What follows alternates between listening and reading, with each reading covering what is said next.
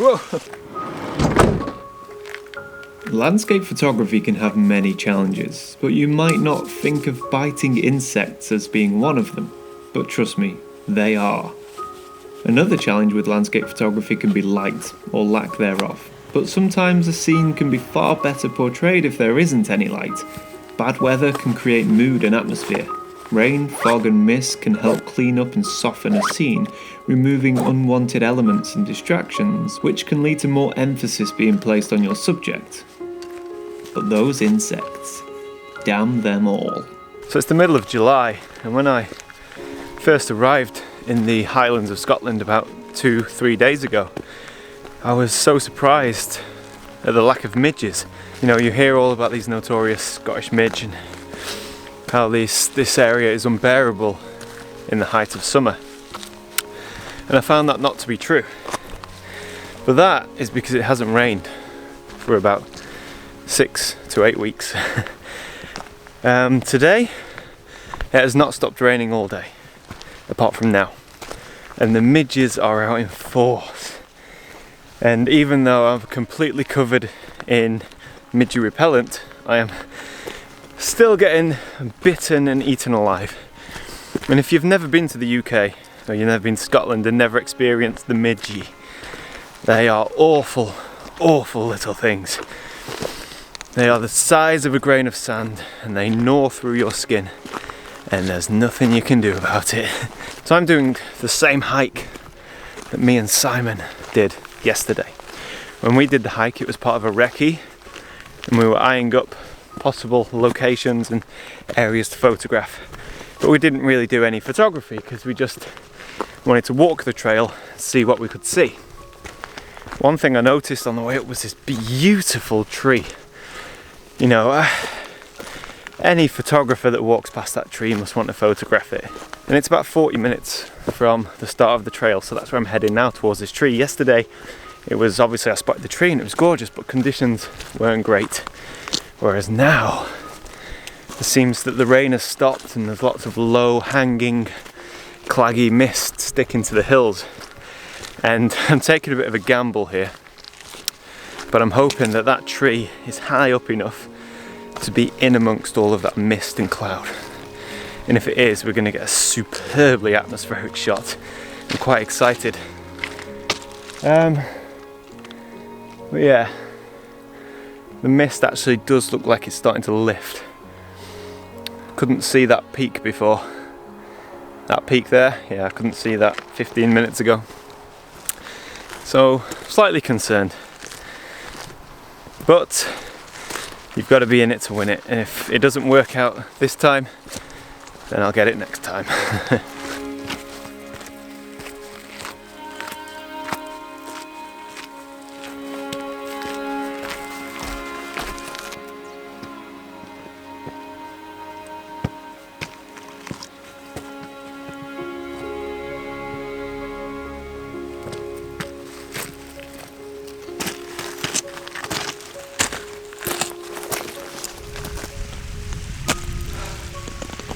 There it is.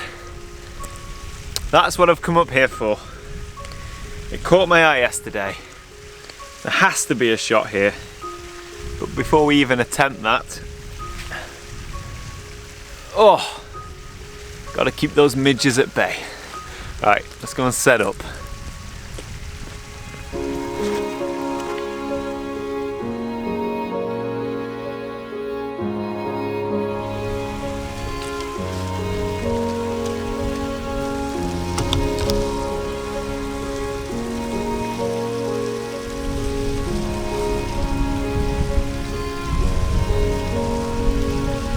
So after having a bit of a walk around and you know, midge-proofing myself further, I've settled on one composition for now, and it's just, there's a lot going on. We've got mountains, we've got mist and cloud rolling through, and we've obviously got the tree, and I really want to emphasize the tree. I want that to be my main subject, certainly for this image.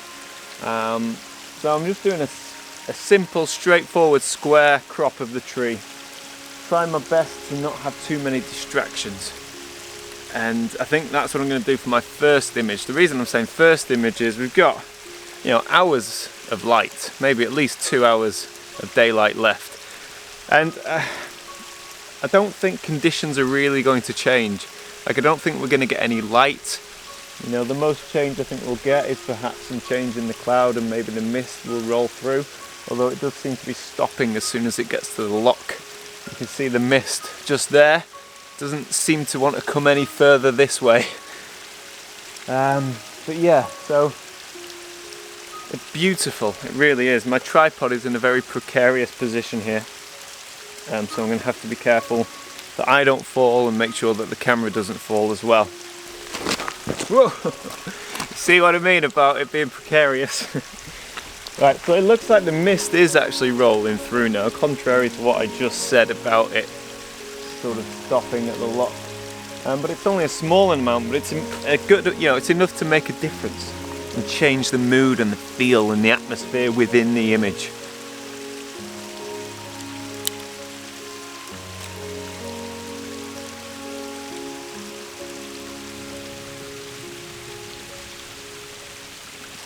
So I've just been waiting for the mist to disperse itself nicely. And I'm so fortunate because I didn't think it was going to happen. We had clouds rolling through, but this is really nice. It's completely killing off the background, so it makes the image, you know, it simplifies it further. It kills any distractions that we get from down there. Yet you can still see it. You can still see the lock, the trees, the mountains, but it's all diffused like a painting.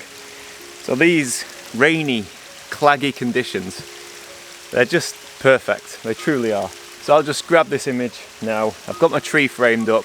I'm shooting at f9, no filters, focused on the tree, square crop, and it's incredibly simple. The difficulty and the challenge was coming up here in the first place.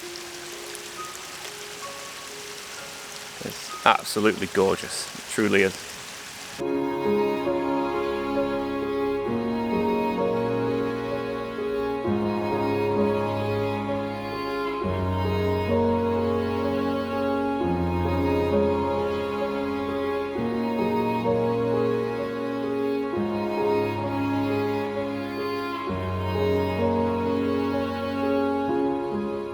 I'm just heading down now. I took quite a while up there after taking that photograph just to have a look around and see if there were any other compositions that I wanted to shoot. And yeah, there were a couple worth exploring, but it seems that mist that rolled through that I photographed, it seems that was the last of the weather and atmosphere, because if you look now, it's just crystal clear, which is actually great for landscape photography, but certainly not for the shot that I wanted, that I actually got with that tree. So I'm really happy that I got the mist. It's a shame it's disappeared so quickly, so now it's just kind of a bit flat and a bit grey. Yeah, not as good as it was when I took that photograph. So yeah, I decided to come down. I'm gonna head back to the van. Maybe I'll see another shot on my way down. Maybe I'll see another shot on my way back to the campsite. So we shall continue this photography outing when I find something that I want to shoot.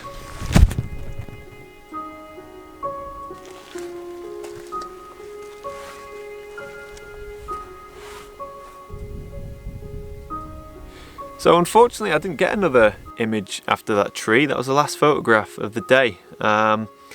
Yeah, I had a look around. I couldn't really find anything that really caught my eye, so I've decided to come to my campsite instead, which is this beautiful spot. I mean, it's absolutely gorgeous. Views to die for, peace and quiet, free of charge, surrounded by nature. And yeah, I kind of get it now. I get the whole van life thing. So I think that's pretty much me done with the northwest of Scotland, at least here on YouTube.